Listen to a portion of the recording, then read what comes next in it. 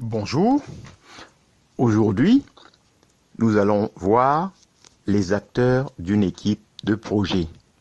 Deux points, organisation, rôle et compétences.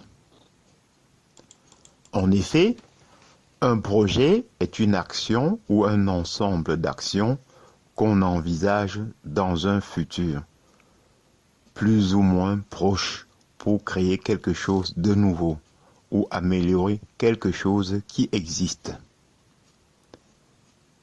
Dans le monde professionnel en général et les systèmes d'information en particulier, la notion même de projet implique un travail collaboratif. En équipe, les membres de cette équipe sont appelés acteurs ou ressources. Si chaque projet est unique, les acteurs peuvent changer. Cependant, on retrouve toujours les mêmes fonctions immuables et indispensables pour mener la tâche à bien. Immanquablement, une équipe projet comprend un chef de projet, un sponsor, un PMO, Project Manager Office, et un comité de pilotage.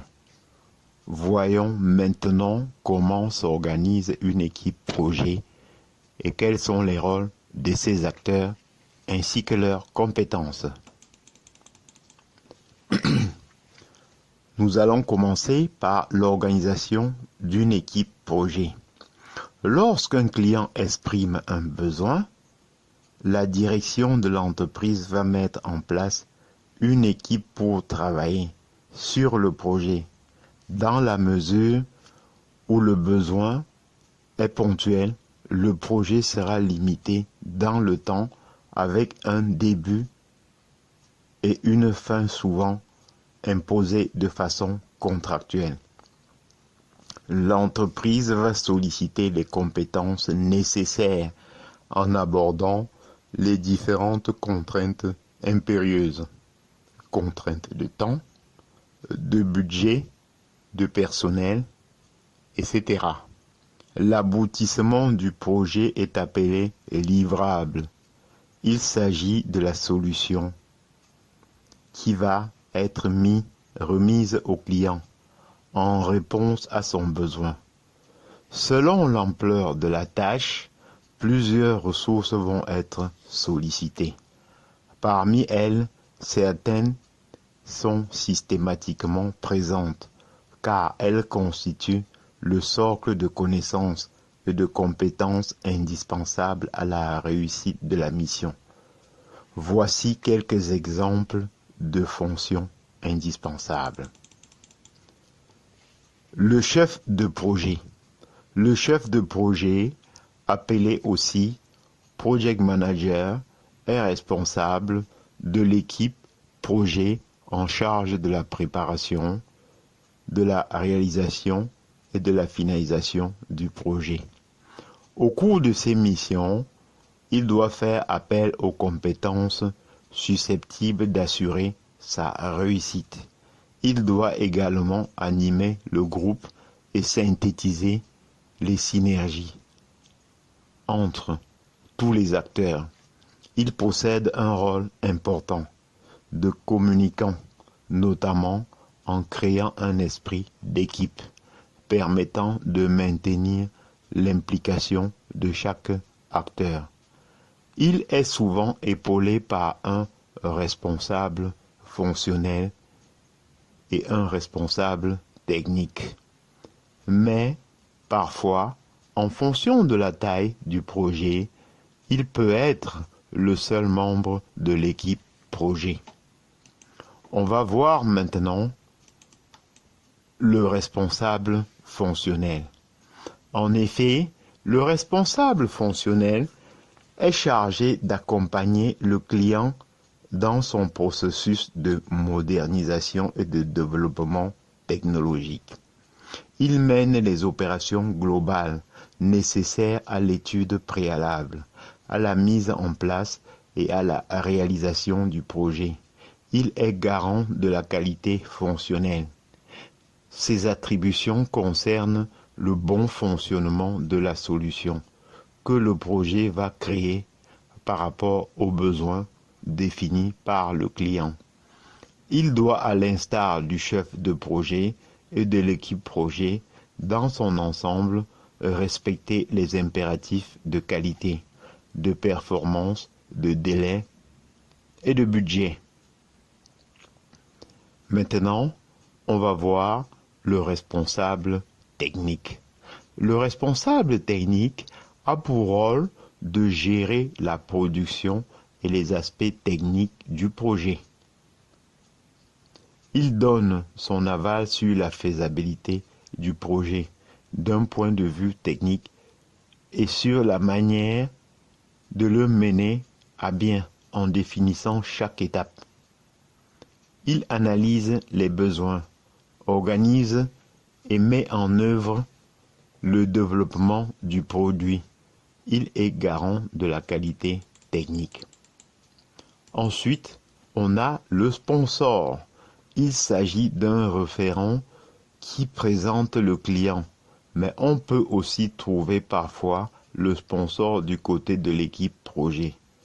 Bien souvent, il a une position hiérarchique importante dans l'entreprise de ce dernier.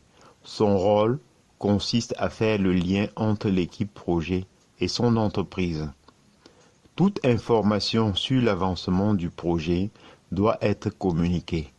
Il donne son avis et son accord sur la poursuite des actions. Le sponsor est un guide essentiel pour vérifier que le projet est bien en phase avec les attentes du client et orienter les actions. Il s'agit d'un pivot, un élément essentiel du projet. C'est pourquoi il doit être mobilisé dès le départ et sollicité régulièrement pour maintenir le lien et s'assurer de la parfaite concordance entre les attentes et les réalisations.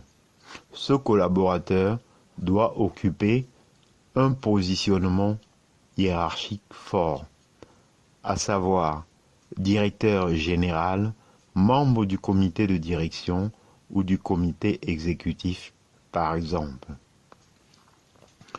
Un manager d'un niveau inférieur est susceptible de ne pas être totalement cautionné par sa hiérarchie et risque de ralentir le projet.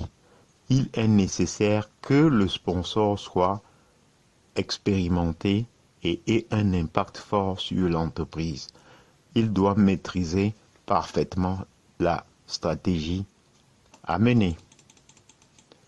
Ensuite, maintenant, on a le PMO, Project Manager Office. En effet, le Project Manager Office, PMO, est un service, un département ou une personne qui définit les processus de gestion du projet.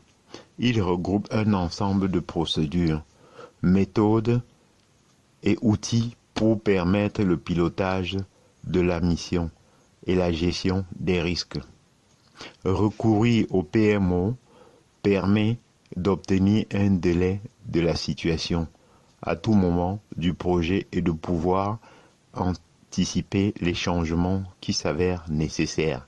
Le PMO supervise la gouvernance et les outils nécessaires pour planifier, créer, évaluer et arbitrer les projets. Il possède un rôle transverse car il peut faire le lien entre plusieurs projets et mettre à profit des compétences des acteurs des différentes équipes projets. Toujours essentiel dans la communication, il évite l'isolement des ressources. Maintenant, on va voir le comité de pilotage. Il s'agit d'un groupe composé de dirigeants chargés de veiller au bon fonctionnement d'un projet au sein d'une entreprise. On y trouve par exemple le directeur des ressources humaines, le chef de projet, etc.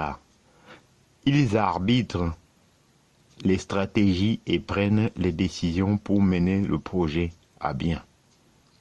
Le comité de pilotage a un rôle fondamental dans le démarrage du projet, ainsi qu'à sa clôture.